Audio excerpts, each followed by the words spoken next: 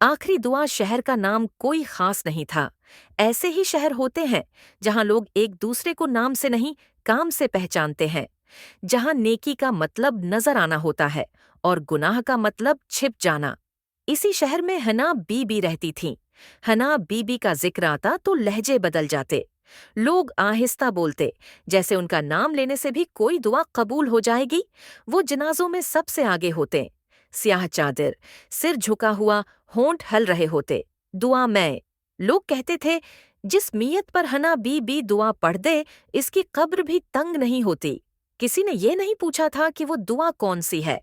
आरिफ की उम्र 7 साल थी। पतला सा, बड़ी आंखें और हंसी ऐसी जैसे किसी ने खामोश गली में चिराग जला दिया हो।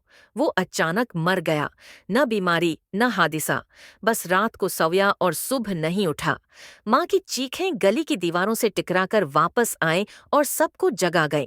डॉक्टर ने कागज पर लिखा, कुदरती मौत, मगर कुदरत इतनी खामोश नहीं होती। जनाजा असर के बाद था। लोग कितारों में खड़े थे और सबकी नजरें एक ही तरफ थीं।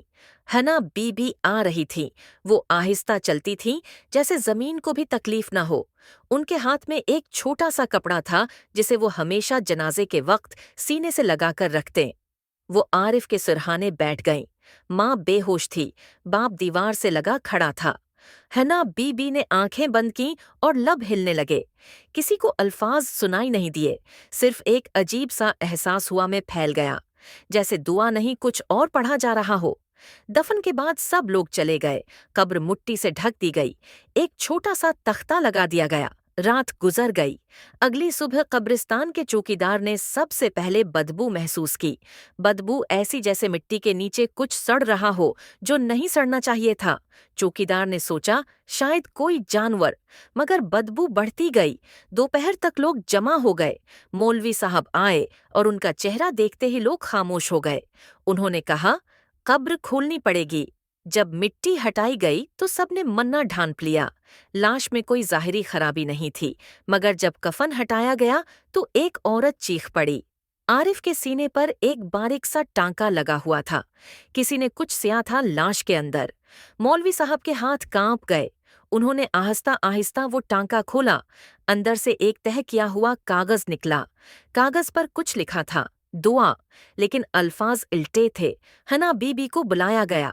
वो आई तो बिल्कुल अप्रस्कून थीं। कागज देखकर उनके चेहरे पर जरा सा भी हैरत नहीं आई। उन्होंने सिर्फ इतना कहा, ये आखिरी दुआ थी। लोगों ने पूछा, किसके लिए? हना बीबी मुस्कुराए, जो उसे पढ़ ले वो मरने के बाद भी आजाद नहीं रहता। लोग मुंतशिर हो गए थे, मगर खौफ वहीं रह गया था, कब्र के गर्द मिट्टी में रचा हुआ। आरिफ की माँ को होश आया तो उसने सबसे पहला सवाल यही किया, मेरे बेटे के सीने में क्या था? किसी के पास जवाब नहीं था। मौलवी साहब ने कागज जेब में रखा और हना बी की तरफ देखा। आपको हमारे साथ चलना होगा। उनकी आवाज में नरमी नहीं थी। हना बी ने सर हिलाया, जैसे वो उस लम्हे का इंतजार कर रही हूं। हना बी का घर शहर के पुराने हुस्से में था। दरवाजा खुला तो अंदर से अजीब सी एंडजी डांट अन्नाजानदाई टेस्टाताई चन्नालुई आई मंदाई सतानाई दाई kisi samai tsandeni stomine samain mai samayomai samainesta inai sami mani sanaki as sakai dai inai say as its nay a eswe asi ki sukaye so aquine as kine as soe isi ki idname ki estei il samambai dei sombas kai asi kumama kuides treyes gasinomenix dasi aye vienya sanai kai samame que sonai ki anami kisti is wane ane aye fayes may momia say anai e say scani estoya skoe say siao kickstoy astamia si ari sanai ikaya fakasi nay ane anayay sayay hayin Samaye stowe si askani sindan tha untakna season ta aina to fari chi ashpnyan dan bande Johnny and dan danida a de hey Tardik nikalli दीवारों पर आयात नहीं थीं, जैसा लोग समझते थे, बल्कि पुराने कागज जिन पर हाथ से कुछ लिखा गया था। मौलवी साहब ने एक कागज उठाया और चौंक गए। वही अल्टे हुरूफ, वही बगड़ी हुई दुआएं। ये क्या है? उन्होंने पूछा। हना बीबी ने सुकून से कहा, ये वो दुआएं हैं जो जिंदा नहीं मर्दों के लिए होती हैं। इसी वक्त पुलिस अफसर कामरान अंदर आया। उसकी आंखों में नींद कम और सवाल ज्यादा थे। हमें शिकायत मिली है कि लाश के साथ छेड़छाड़ हुई है, उसने कहा। हैना बीबी ने उसकी आंखों में देखा और मुस्किरा दें। छेड़छाड़ नहीं, वो बोले, तैयारी। कामरान ने फाइल खोली। पिछले 2 साल में शहर में 21 अमवात ऐसी थीं जिनमें मौत अचानक थी, पोस्टमार्टम नहीं हुआ और जनाजे में हना बीबी मौजूद थीं। ये इत्तेफाक नहीं हो सकता, कामरान ने कहा। हना बीबी ने आहिस्ता से जवाब दिया, जब दुआ कबूल हो तो इत्तेफाक खत्म हो जाता है। इसी रात कामरान ने पहली बार वो कागज पढ़ने की कोशिश की। अल्फाज इल्टे थे, मगर मफहूम आहिस्ता आहिस्ता सीधा होने लगा।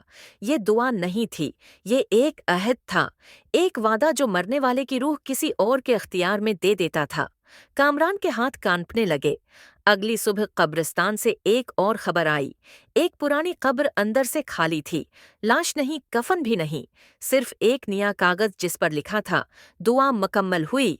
कामरान सीधा हना बीबी के घर पहुंचा। दरवाजा खुला था। अंदर कोई नहीं था, सिर्फ फर्श पर वही छोटा कपड़ा जो वो जनाजों में सीने से लगा कर रखती थीं। कपड़ा उठाया गया तो अंदर से इंसानी बाल निकले और एक अंगूठी। अंगूठी पर नाम किंदा था, हिना। इसी दिन कामरान को एक पुरानी फाइल मिली, सुन 1989। एक औरत जिसका बेटा इसी तरह अचानक मरा था। औरत का नाम हना बीबी। इसके बेटे की कब्र आज तक नहीं मिली थी। रात को कामरान ने ख्वाब देखा, वही कब्रिस्तान, वही बदबू, और हना बीबी इसके सामने खड़ी थी। उन्होंने कहा, मैंने दुआ खुद के लिए नहीं, उसके लिए पढ़ी थी जो मेरे बेटे को अकेला छोड़ गया था। कौन?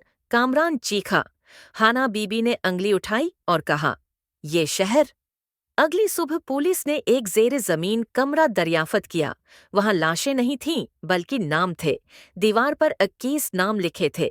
सबके आगे एक ही लफ्ज, कर्ज, और सबसे नीचे नया नाम लिखा जा रहा था।